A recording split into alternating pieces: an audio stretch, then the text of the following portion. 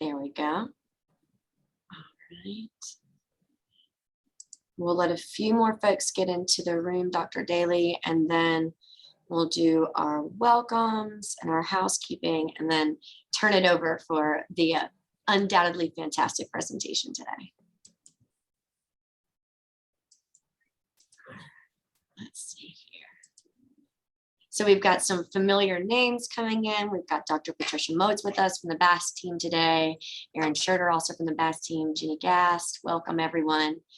All right, so I know that we've got a full presentation today and Dr. Daly is incredible, so we certainly do not want to take any time away from that. So on behalf of the Southeastern School Behavioral Health Community, as well as the Behavioral Alliance of South Carolina, I am Taylor Davis. I'm the program manager for BASC, and I'm thrilled to welcome y'all to this month's national webinar. We'll be focusing on leadership, and we have with us today Dr. Brian Daly.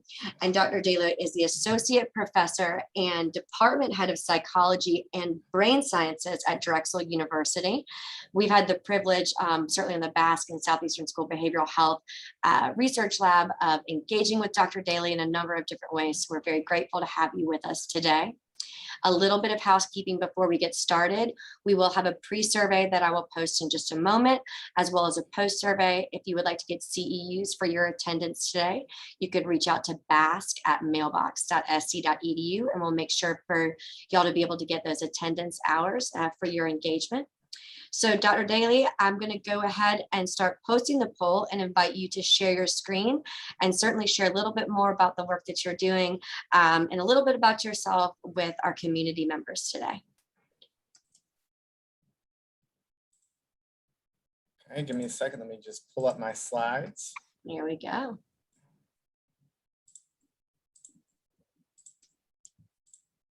And while we're pulling up slides, guys, we're going to give y'all just a couple minutes to fill in a little bit about who you are. For those of you joining us on Facebook, I will be monitoring all questions on Facebook, which we've reserved about 10 to 15 minutes. Graciously, thank you so much, Dr. Daly, at the end of our presentation for questions, but there will be active engagement today.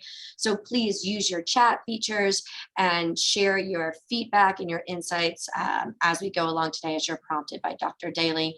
Please make sure to have all of your answers shared with the entire group so that we can have that lovely community of practice. So far, it looks like we've got some skill level questions here. And we've got a good group of administrators and behavioral health researchers. And I'm also being mindful that this might be our post poll. So I'm going to end this poll right here and allow for Dr. Daly to go ahead and begin, and we will follow up with you all for pre-surveys and post-survey questions later. All right, Dr. Daly, the floor is yours. Thank you, Taylor. And let me just say, I really appreciate you and the BASC community inviting me to give this talk today. As Taylor mentioned, I actually came down to South Carolina from Philadelphia a number of months ago and gave this talk, and surprisingly, they've invited me back to give it again. So I'm really grateful to Taylor and all the folks that she works with. And I'm very excited to talk with you all today. And as Taylor mentioned, it's always a little bit challenging on these webinars to engage, those that we're speaking with in a thoughtful way, but we're going to try to do it, because I'm also aware, after being on Zoom for whatever number of months, that sort of sitting back and being talking to the whole time is not always the most engaging strategy. So we're going to have some options to hear your input in the chat. And I do want to, try to be very thoughtful about saving 10 or 15 minutes at the end to answer your questions. Taylor mentioned that there were already some questions about skills. I am going to touch on some of that. I've tried to break this talk up a little bit into hopefully motivating you all to lean into leading even more than you are already. But I did want to, and I did include some strategies to think through how you can be a better leader in whatever role that you are. So let's start to move through the talk, but I want to highlight the first point here. Leadership is great, but leadership is really complicated because people are also complicated. And I think all of us in our own ways, we spend a lot of time working with people, and And sometimes we see the real big benefits to that. And I think that's what I hope helps us really embrace the leadership role, but it doesn't make it easy. It is hard work, and it requires a lot of effort on the leaders and the sub-leaders to do the work necessary to be as effective as possible. So here's your first question to answer in the chat if you feel comfortable. From your perspective, what is leadership? How would you define it? We don't need 10 sentences, but maybe just even put it into 1 or 2 sentences. What is leadership to you? And then the second question I'll ask you to answer, why do you find it important? Why do we need leaders? What is the value that they add to our lives, and in particular, our personal and professional lives too? So type away into the chat box. We're gonna collect some of these, and maybe we can even review them if we have enough time at the end. There is a third question there that I think often gets asked, and I'll touch on it. Are leaders born or bred? In some ways, I think it's a bit of a red herring question. I don't think that there's leaders who come out and know how to be the best leaders possible. Even the people that are talented at leadership have to work hard at it. But I think there's others who come out with maybe less well-developed leadership skills, but when they put the work into it and do the right things, address the traits and skills that they need to, I think some of them actually turn out to be the most talented leaders as well. I'll give you just a couple more seconds to try to put in your answers to these questions.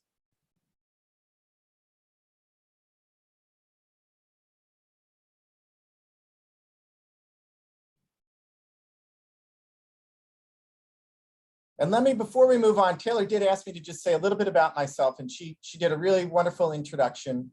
I'm a licensed child psychologist, and I've been in the school mental health world for about 15 years now, doing clinical work in schools, but also research programming, mostly social emotional learning program to first and second graders. So I've been 1 foot in the school mental health world, but in my academic career at Temple University first and now at Drexel University, I've held a series of leadership positions that I have found along the way have been equally rewarding in a different way to my work within the schools.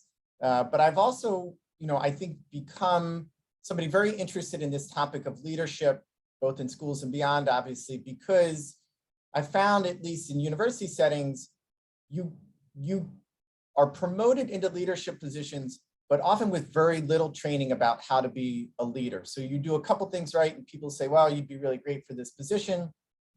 You get into the position, and then from there, too often, I think it's up to you to figure out how to be a really strong leader, really effective leader. And depending what position you go into, the personalities within that group or the structure of the system that you're working into, it does not always make for an easy transition. And so I think the leadership field to me is something I'm constantly learning about, something I'm always interested in learning about, and maybe because it's some of that personal challenge, which is people are complicated, and I find, evaluating and assessing myself in terms of my leadership skills, but how to put people in the best position to succeed is not a simple math equation. It is very challenging, but I love the effort that goes into it, and I love to see some of the successes that come out of it. All right, some of the motivation or definitions here, right? It's a function of knowing yourself, having a vision that you can communicate very well. Of course, building trust among those that you work with, and I think that goes to peers across from you, supervisors above you, direct reports below you. But then maybe most importantly, it's taking some of that effective action and realizing your own leadership potential. And I always think when I do these webinars, what is the story that I'm coming in with? And I've mentioned a little bit of this already, but leadership is highly consequential, right? It does matter. And we'll talk a little bit about this later on, but you all, I'm sure, could probably tell me, what it felt like to be in a situation where you experienced it as failed leadership, what it did to your day-to-day functioning, how you felt coming into work, the impacts across the organization. And then equally, I hope you can tell me what it felt like to come into work when you had somebody you really liked working for. You felt like they were an effective leader. There was change being made within the organization or the unit that you were working in. it is highly consequential. The leaders are the captains of the ship. They have a lot of passengers on board, and it is their job and responsibility to hopefully steer them to safety, but to do it in a way that I think allows those on that boat to rise up and tap into some level of their potential too. Because it's so consequential, it is hard, it is nuanced, it is complex, right? We are working with people. We don't always get put in the best position when we have to serve as leaders. And we walk into a lot of challenging situations that are not solved overnight, nor sometimes even within a year. So it could be a little bit of a slog too. But I think, you know, the misperception out there is it's only the people at the top in these, let's say, executive leadership roles that matter as leaders. And I think I've just never believed that no matter what each of us are doing, we're leaders in that role, or even sub-leaders in different ways, if you want to categorize that. The challenge there is it's those leaders, you know, sometimes in their roles are the sub-leaders that, again, get the least amount of training, but I think they are, you know, they are the gas that makes the car run. The sub-leaders have so much of an impact on the rest of the organization that, again, when they improve some of their skills, you just see an organization that moves forward in the right direction. Okay, time to engage you in the chat again. What leadership traits do you admire? And you can think about these traits in yourself. You can think about these traits that you've seen in others that you've worked with. And you can think about traits in others you've never worked with, but you know, from afar, you've said that's something I really value, or I see how that is so important to the leadership. And again, we don't need 10 sentences, but if you could just write a little bit in the chat, it would be great. Think again also, what are some experiences that have stuck with you? And again, this can be positive or negative. What are some positive, perhaps negative leadership experiences that stand out in your mind?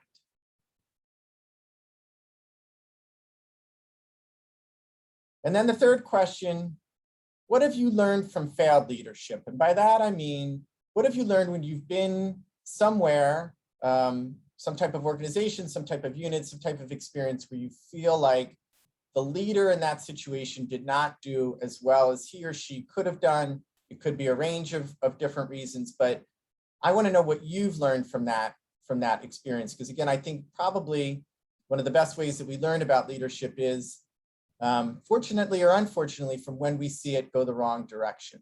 But we take something from that, we take a lesson from that. And that's important as long as we take it and apply it the right way.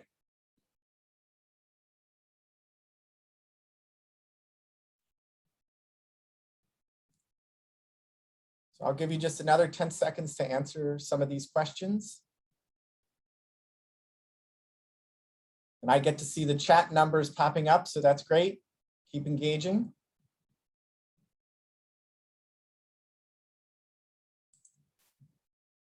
Okay, so let's talk about what the research says around some of the most effective attributes of different types of leaders. One is the guiding vision. And I think this is where sometimes people get caught up thinking, well, I can't be an effective leader because I don't have a really big vision that's going to be transformative. And I would push back against that notion, because I think actually some of the most effective leaders are the ones who establish the very achievable goals, and they don't have to be the largest goals out there, but they're achievable, and then they go on to achieve it. I've actually been in many situations working with leaders who have really broad aspirational goals, and they're terrific, but it does feel like we don't get close to achieving those goals. And I think once that happens, you lose a little bit of the momentum to want to achieve the goals.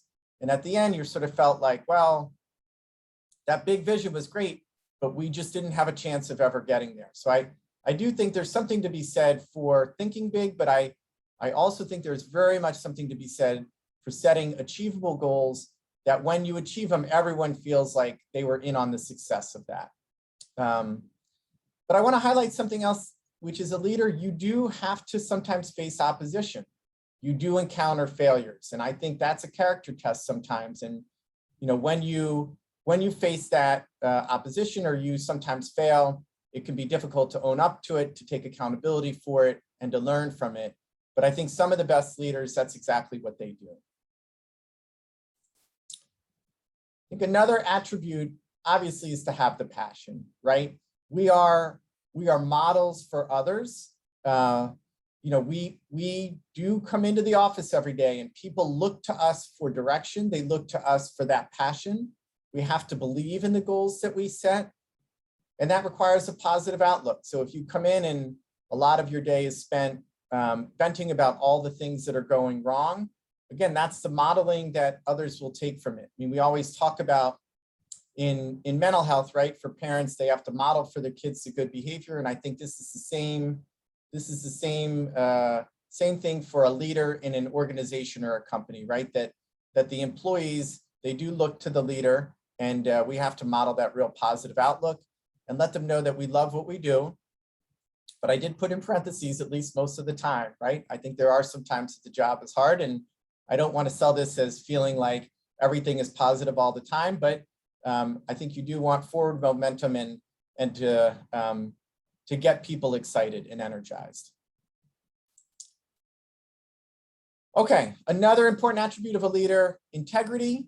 This is going to sound a little bit different, but I think that effective leaders know their weaknesses, right? And because of that, they also make promises that they can follow through on. So again, just some of the experiences that I've had over the years, it's those leaders I feel like I can trust, that when they say something to me, I do expect that that's going to be true because I've developed the trust in them.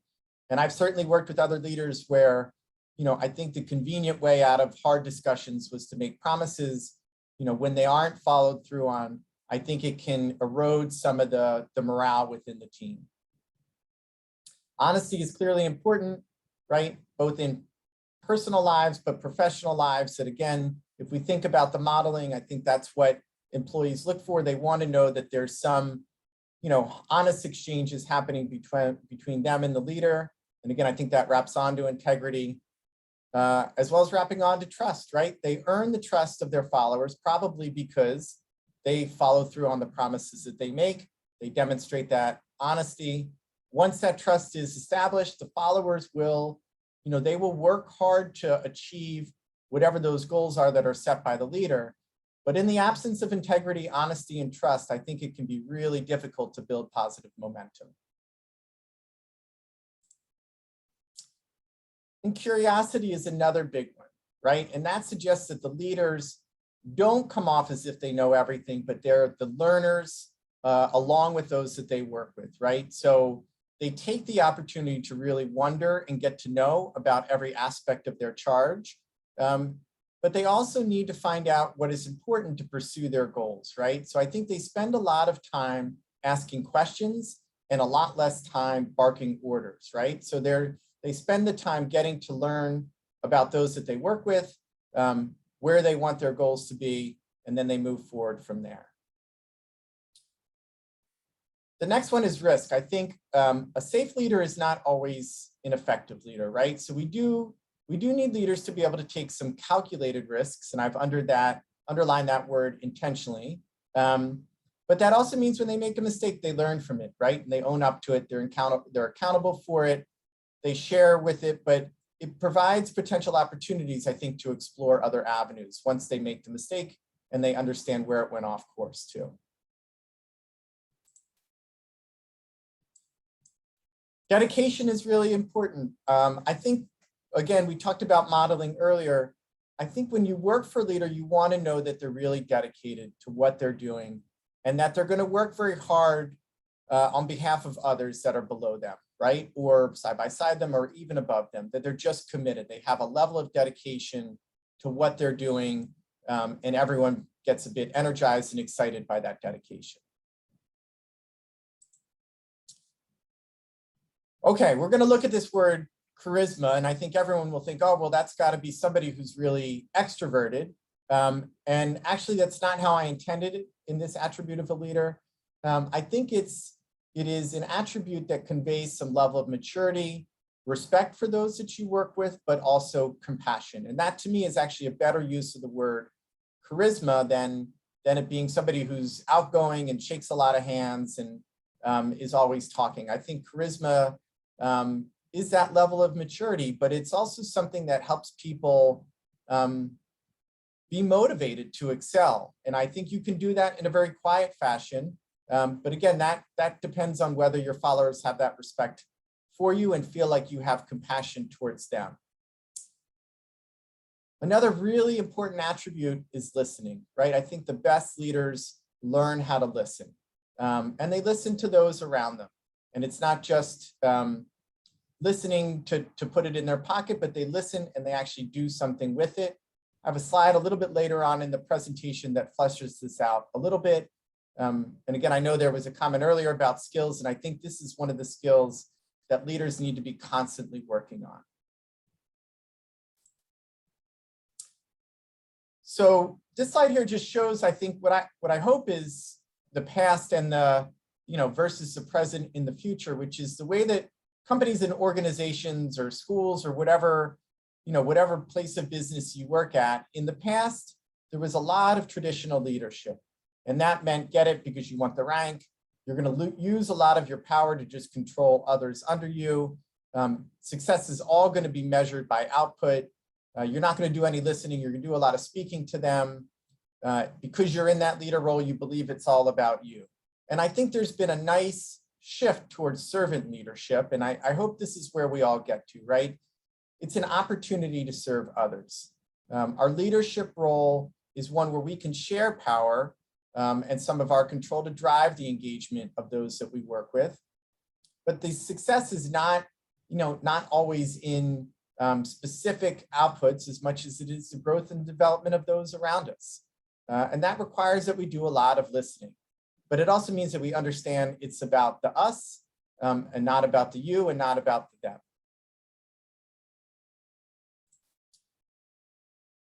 And I think here's where I want to motivate you all a little bit, right? Is leadership is about finding that purpose, but making it bigger than ourselves, right? Because when you only make it about yourself, you only serve yourself. And I know everyone on this webinar today, because we're in this, school health community, you get into it because you've got a purpose that extends beyond yourself. And so I feel like I'm speaking to all the people who got into what we got into for all the right reasons too. And then I just have a couple quotes to share with you because I think they resonate. Leadership isn't really about a title or a designation. It's about the impact, influence, and inspiration we can impart on others, right? So impact does involve getting results, but influence helps you spread the passion, and then you want to inspire those that you work with. And again, that doesn't have to be the very extroverted person. I think, coming in, showing the passion, the dedication, again, that spreads to others. We've got the quote from Steve Jobs, right? It's about inspiring people to do things they didn't think they could achieve before you served as the leader. And this requires us using our voice, right? So the nice thing about leadership is we do have the opportunity to participate in decisions that shape not only our life, but the lives of our peers. And I think that is an awesome responsibility, but I think it is one that's very important, that when you use your leadership voice for good, you raise others up.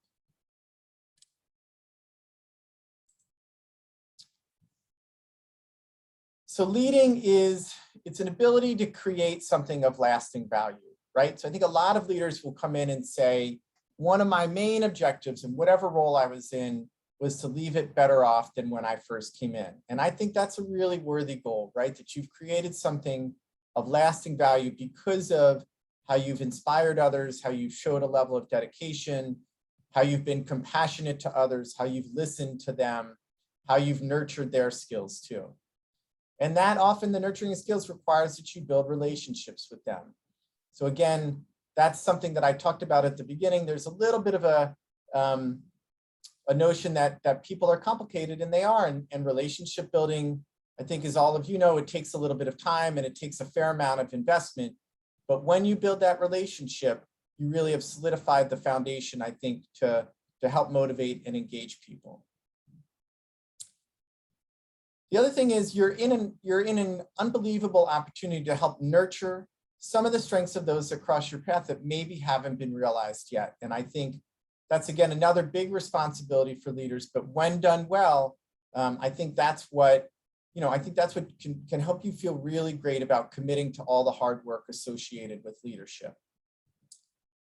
And then I think I bolded this last one because I want to highlight it for all the sub-leaders, the leaders that we're speaking with today, which is develop a legacy of promising prospective leaders. They're, again, I'll just speak from my own personal experience, but it felt to me as I bumped up to different leadership experiences that, there would be occasions where other leaders had imparted something to me or had provided some training. But there was a fair amount I felt like I just spent grinding trying to figure out myself. And, that's fine to do the work for that. But if you can develop these other promising leaders, I think you're leaving that lasting value that is set up at the top of this slide too. And because it's so hard, I think when we position them well to step into leadership paths, we've really done something special. Okay, this is a call to seize all of your moments, whether you're a sub-leader, a leader, somebody who's really afraid of leadership. All of you have different gifts that you can bring to leadership, but it does require all of us to show up. And I think, we are probably rarely going to get any glory, but that's not the reason that we get into this. I mean, I think you do have your gifts, and it is the right thing to bring your gifts to the table, share them, and again, leave some lasting value, whether you get the glory or not.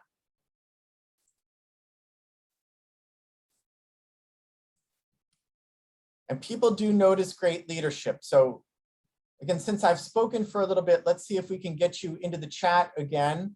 Tell me what you do notice about great leadership. What does it look like for you? Either, again, in yourself or your experience with other great leaders that you've encountered. Or even if you have yet to encounter that great leadership, what are some other inspirational leaders that you think have really delivered impressive leadership results?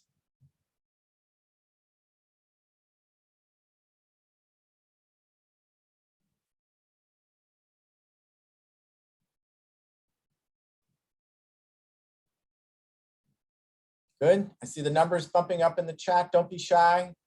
Let us know what you're thinking. I think some of your input will help us at the end to better understand your beliefs, your attitudes, what you think are great attributes around leadership.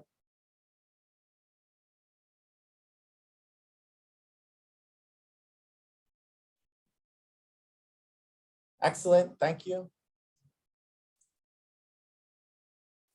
Okay, some more words of wisdom. What does leading do? For those that receive it, when it's good leadership, they'll really appreciate it. They will acknowledge it. They will give the praise to those responsible.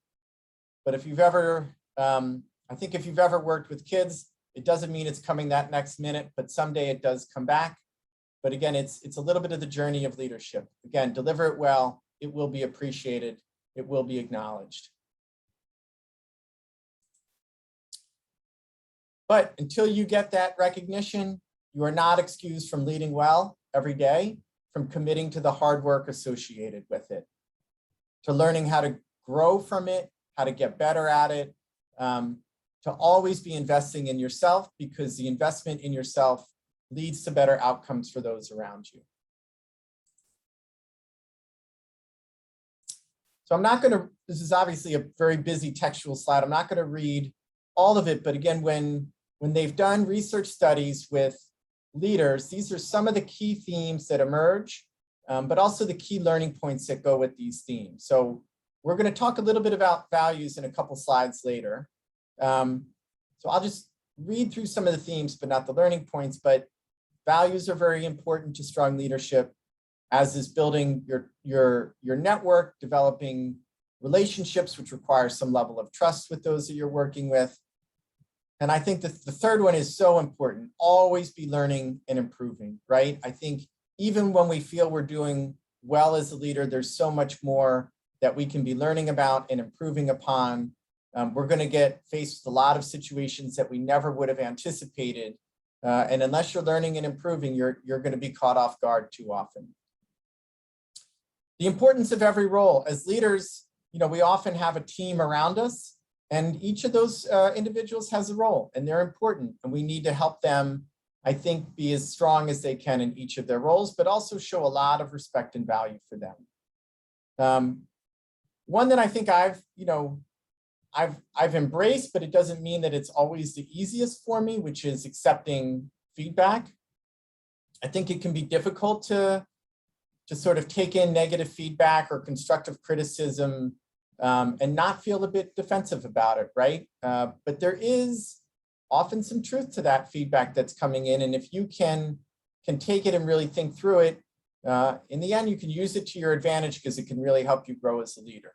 Then I think the other thing is know that you're going to work alongside different people, right?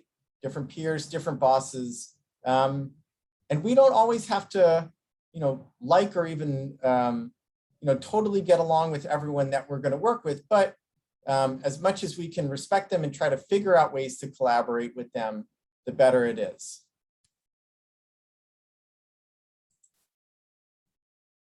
A couple other key themes. We often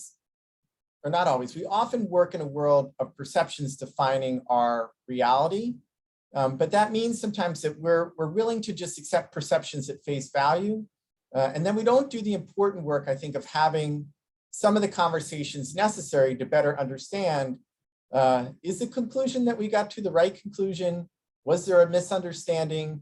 Was I at the wrong conclusion the whole time? And I based my next action steps on that wrong conclusion. So I think leadership requires having some difficult conversations. And, I think for me, someone who generally is conflict adverse, this was one of the hardest things I had to learn to lean into. But the lesson that I learned from that is if I don't get in there early, those smaller issues become much bigger. And then by the time they become much bigger, they're a lot harder to remediate.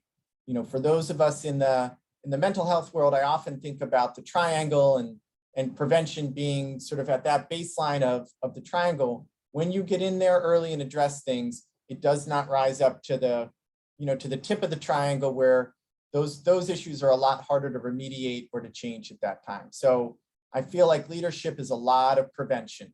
When we don't do it, we get caught into situations. It's going to be harder, I think, for us, but it's also more difficult for those peers or whoever it may be that have gotten to a point where they're really stuck too.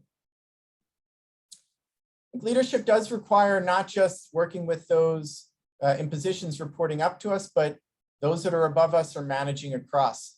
I think we need to learn how to advocate for those that we're working with, but also figure out ways to develop collaborative relationships with them. I think you do need to think about communication. It's incredibly important. I think one of the many things I've learned in my role is you can never communicate enough. And when people don't know what they don't know, it doesn't mean that they go towards the light. In fact, sometimes I think they go to the darkness around that. But sometimes very simple communications about things can keep them on the right course. And then networking, I think, is really important because it does, as you see here, comes with some different advantages, right? Some private information you may not have known about that would have been helpful, access to diverse skill sets of those that you're networking with, and power. And I don't mean power here in the negative sense of the word, but something that can help you figure out what the next career steps are, meaning you network with those that may help you along your path too.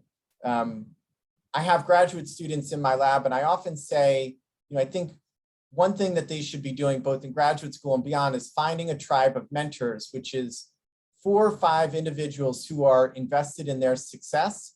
And I'm in psychology, of course, but I say to them, only 1 or 2 of those people should be in psychology, that it's really important to find mentors within your network that are also outside of psychology and willing to provide really diverse perspectives on how you're doing in your current position, but any career path steps that you may be thinking about as well.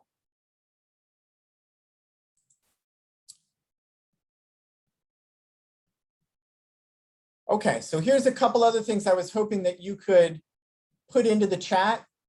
Again, what are some types of experience that have helped you develop leadership skills?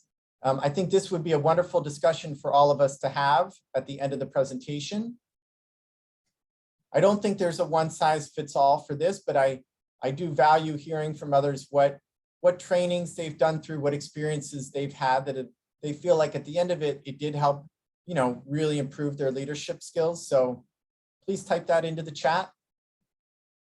If you're willing to share, there's certain leadership tasks that you're working on right now. Again, as I said, conflict is not my best and it's not my forte. So I find that I'm often, reminding myself or reading books or, listening to podcasts, watching things about how to have constructive, difficult conversations and how I can do it well. So that at the end of it, it's been a positive experience for me and whoever I'm working with. Again, in the chat, what tools do you think you need to develop? So again, for me, it's that difficult conversation part, but for you, where do you see some of your blind spots? What are some of the tools that you feel like I don't have that, and because of it, I avoid certain things, or I get super nervous about things, or I'm always stressed and I don't deal with it the right way. So what are some of those tools you might need to develop?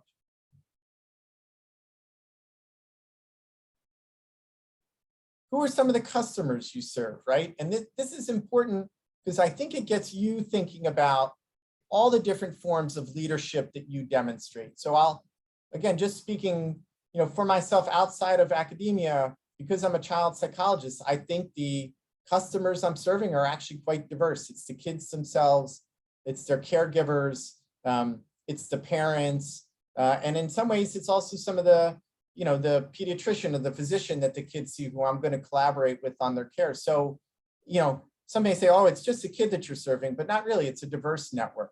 And I think even then within academia for me, right, it's the faculty members, but it's the staff, but it's the students, but it's also the parents of the students. And it's some of my other, higher education colleagues that I'm working with. So it's a much broader umbrella of the customers that I serve. But think about that for yourself. Who is your network of customers that you serve? And then I think the bigger picture question, what are some of the bundle of experiences that you can build, I think, to help improve your leadership experience, not just today, but again, future oriented. I think leadership is, to me, such a fascinating topic because it's so current and future oriented. It is, what can I do to improve today? But what are some of the things that I can keep doing that I think are going to benefit me and others down the line too?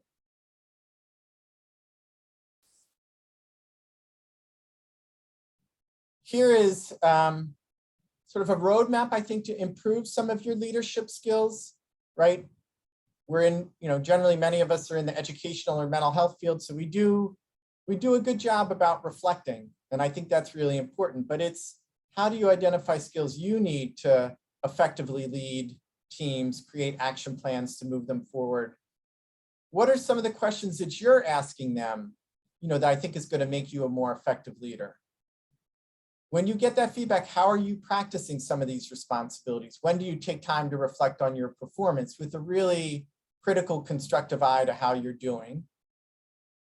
Have you developed that team of mentors yet? If you only have one mentor, how do you expand that team to include 3 mentors, to maybe include 5 mentors? How often do you reach out to them to solicit their advice or their input?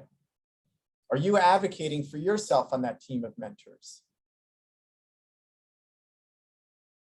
Do you attend leadership trainings, management trainings? Do you listen to podcasts? Do you watch the movies? Do you commit to it? Do you find ways to make the time that's necessary to working on your leadership skills?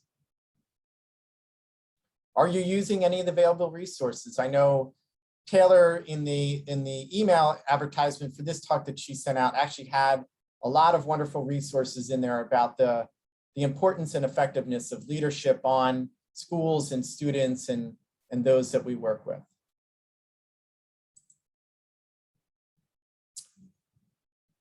So let's think about the 5 universal truths, right?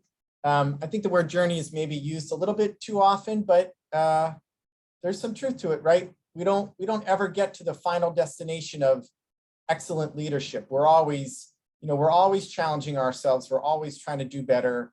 And that's because it is highly consequential and it matters. And I think we want to be as effective as possible and that requires a lot of hard work.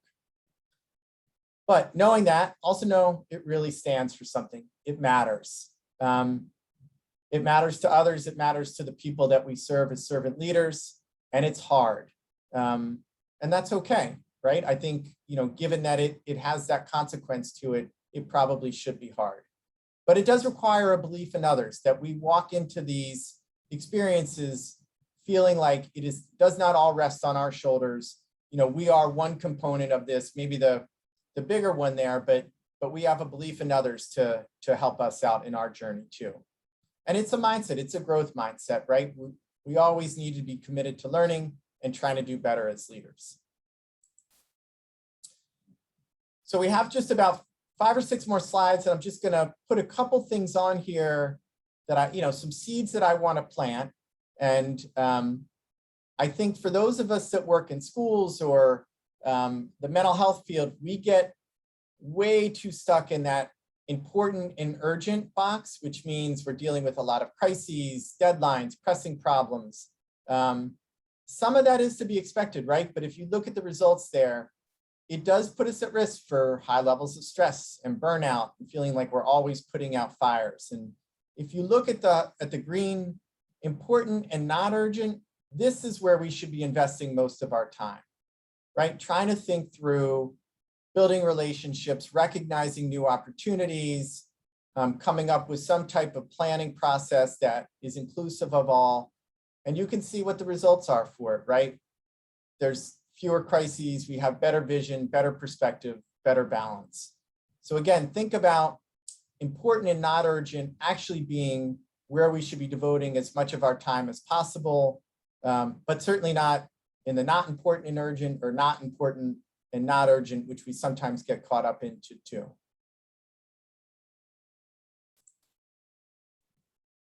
Three levels of listening. I've done some trainings with school principals who say one of the things that the biggest takeaway that they come with is the importance of listening. And I think some leaders too often, they lean in internally, right? They listen to speaking, or they react too often. Their first thought is, what does this mean to me when I'm talking with somebody? They're very judgmental. And again, that's not building a team. That's not leading out in front. A better way is external, right? That the attention is on those that we're working with, that you go in with a sense of wanting to understand. You let go of any agenda that you may be bringing into the meeting. You lead with some empathy too. Once you can get to 2, I think at the highest level is that global, right? You're listening to actually empower others, not just understand them. And you're paying attention to some of your instincts, right? And that's because you do want others to do better, and you want to figure out ways to support them and not be judgmental. This comes from Brene Brown, and I think it's a creative way to think about leading, which is, here's a list of values, and I think it's about 80 values or something. And the exercise is go through and, highlight some of these values that stand out to you. And I think that's important to do because it helps ground us on why we got into leadership opportunities in the first place. But then do something different. Then find what are actually the 2 values that stand out to you. Because once you identify those 2 values, you can figure out that they're the ones that actually make all the other values possible. And when you get down to that 2 values, that's important, because then I think those are the actionable values that you can lead with, right? It'd be great if we had these 10 values that we're always adhering to, but I think it's actually much more important that you'll find that there's 2 values that stand out and they make all the others possible. And then think about, once you've got those 2 values, right? And if you're willing, please share them in the chat. Others might be, I think, really interested to see what you're saying, but it also is a little bit of an exercise in self-examination for you too. What might be your 2 values? And then what is your approach? And I saw this recently, and so I'm going to steal it a little bit, but somebody said that the three approaches they take are to be high in spirit, to lead with intellect, and to lead with purpose. And the spirit is, that they've got the energy, drive, and the passion to make things better. the intellect, not the traditional academic sense of high IQ intellect, but actually that they approach everything with curiosity, creativity, and socialization, meaning they listen to others for input. And then the purpose. And I think, I think many of us are in the mental health field, so we know what our purpose is, what is at the core, which is to help people achieve success in whatever that may be, to optimize their well-being. And I think that's the core for all of us, but that's at the core, hopefully, of leadership too, which is, leading from out in front and optimizing people's ability to reach their potential. So just a couple reflection lessons to take away. Communicate often. There's never enough communication that you can do, but in particular, when you don't think it's needed, it's still worth reaching out to others. As much as possible, don't take things personally. I think when we become defensive, we're not doing our best as leaders. And I think the third thing is understand that people really need to be heard, even if you disagree with them. And I think this could be, this is one of the harder ones, which is when people do disagree with you, there's a natural tendency to be a bit defensive, but know that sometimes what they just needed in that moment was to be heard and not for you to tell them how much you disagree with them. All right, so I've got a couple final chat questions for you. As you think about it, what are the things that you've done to support and advance other future leaders in your life or in your profession? How have you paid it forward to others? Then I think the second one, again, if you're comfortable, what makes you the most nervous about leadership? And I can tell you again, for me, it's to have these difficult conversations. It always makes me nervous. I've often felt like I'm going to go in there and make things worse than they were before. So for me, that is what makes me the most nervous about leadership. And then finally, what's one thing you'll take away from today's webinar that you're going to apply tomorrow? Right? Behaviorism, if you put it into the chat, you're going to have to do it. It's a guarantee, it's required. So let us know what is one thing you want to take away from today that you can utilize tomorrow. So we've got just a little bit less than 15 minutes, but I'd be more than glad to take any questions. I appreciate you all staying with me on the webinar today and all the comments that you made into the chat. And I'm excited to have a chance to speak with you now.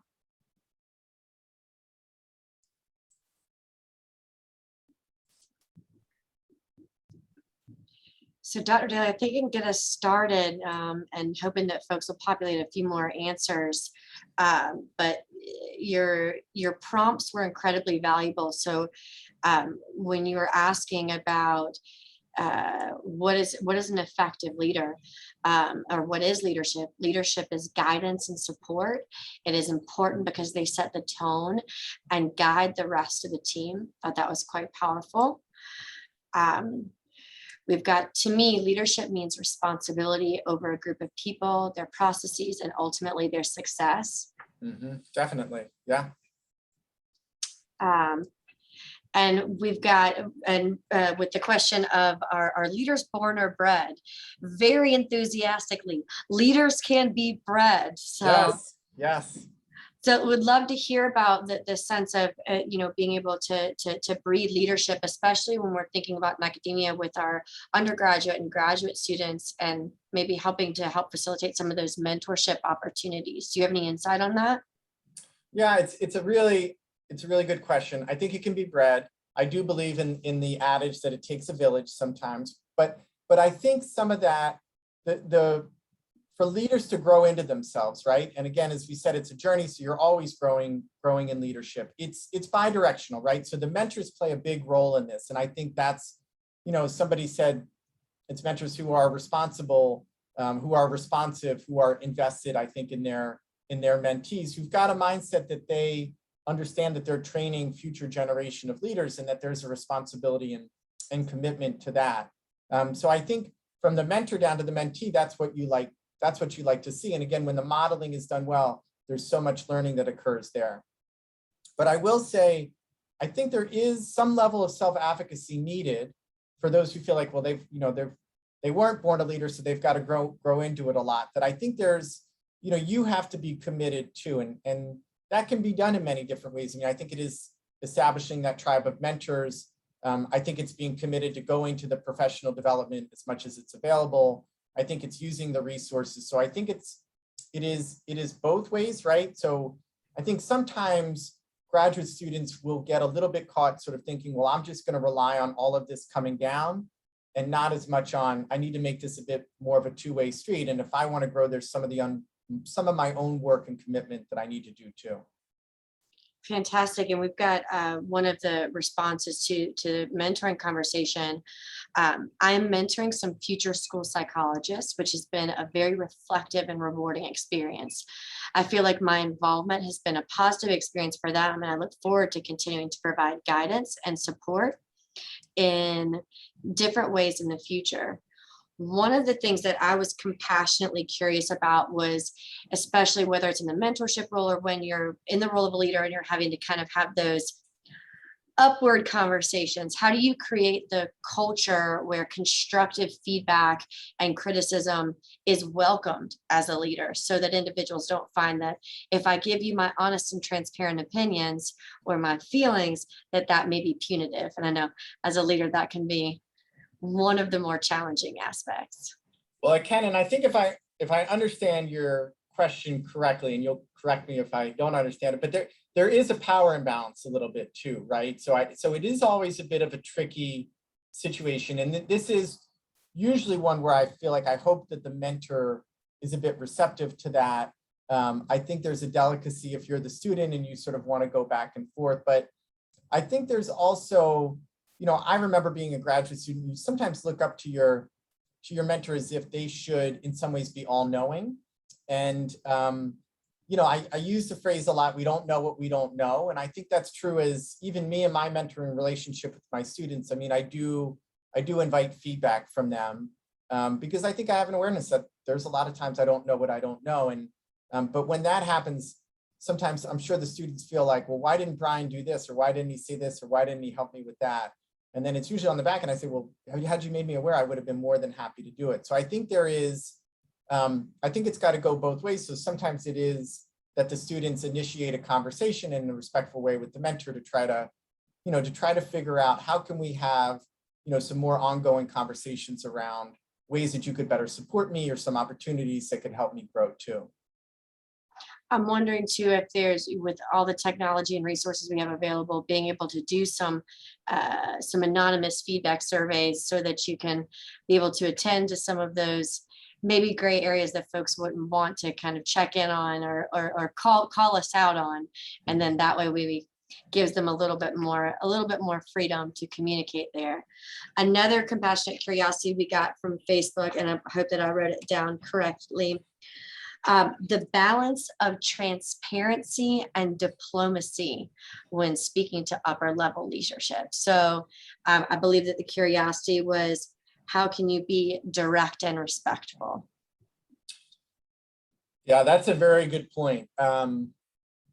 And I think about this a lot because I have to do that. I have to be somewhat direct going up, but done in a respectful fashion. And it does, I think the word diplomacy is really a key word there, that there is a way that, yeah, I'm trying to think about how you do it, but I find myself needing to do it that if I'm not direct, then the message gets lost too, right? So I think there's a way to phrase it, but to say, by the way, when I'm saying this, I do have the best interest of the department, the college, the university in mind, which is why I'm being a bit direct about this.